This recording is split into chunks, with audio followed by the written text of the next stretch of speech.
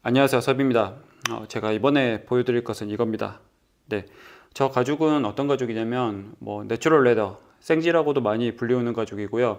저희가 흔히 알기로는 루이비통에서 모노그램 캔버스와 함께 같이 콤비네이션으로 쓰고 있는 가죽이라고 보시면 돼요. 그것과 같은 가죽이고요.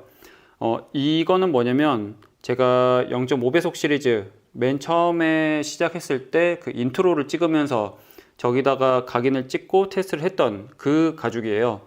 그래서 그것을 제가 돌이켜서 보니까 한 100일 정도 지났더라고요. 100일 전에 인트로를 찍으면서 저것을 제가 만들었었고, 그러고 나서 이 위치에 그대로 붙여놨습니다. 저거는 햇빛이 바깥쪽에서 들이지도 않고요, 제가 만지지도 않고 그대로 가만히 있었던 건데, 제가 어떤 게 바뀌었는지 한번 보여드릴게요. 이게 지금 쇠고요, 여기 자석으로 붙여놨거든요. 제가 이 자석을 옮겨 보겠습니다. 자, 네, 보이시나요? 네, 자석으로 덮여있던 부분은 흔히 말하는 에이징이 안 되어 있고요.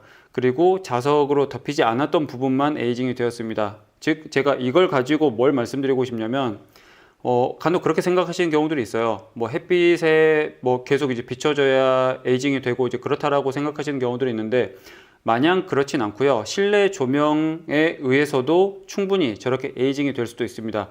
심지어 이렇게 많이 만져주고 오일을 발라주고 그래야 된다라고 하시는 경우들도 있는데, 충분히 그냥 두어도 조금씩 시간이 지나면 에이징이 되는 가죽들도 충분히 많고요. 특히 루이비통에서 쓰는 그 가죽 같은 경우는 그냥 두어도 저렇게 실내 조명이나 그런 부분에 있어서 에이징이 충분히 됩니다. 물론 처음에는 너무 새 것 같은 그런 느낌이 싫어서 일부러 하시는 경우들도 있지만, 굳이 그러지 않아도 시간이 지나면서 자연스럽게 될 거라고 제가 말씀드리고 싶고요. 그 증거를 여기서 제가 보여드릴 수 있는 거죠. 한 번도 손도 대지도 않고 실내 조명에만 100일 정도 있었는데 이렇게 바뀌었다라는 것을 보실 수가 있을 것 같습니다. 참고로 가끔 헷갈리시는 용어가 있어요. 가죽을 태닝을 시킨다라고 얘기를 하시는데, 보통 가죽을 태닝한다라는 개념은 뭐냐면, 저희가 알고 있는 무드젤, 원래 이제 원피, 동물의 피부에서부터 방부 처리해서 썩지 않게끔 만드는 그 일련의 과정을 태닝이라고 하고요. TANNING 라고 합니다. 그 태닝을 영어로 쓰면 그 가죽과 관련된 용어가 나오고요.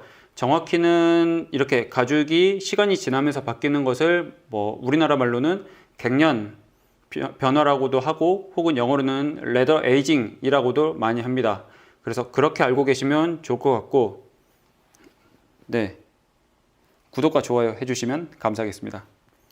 다음에는 다른 영상으로 찾아오겠습니다. 감사합니다.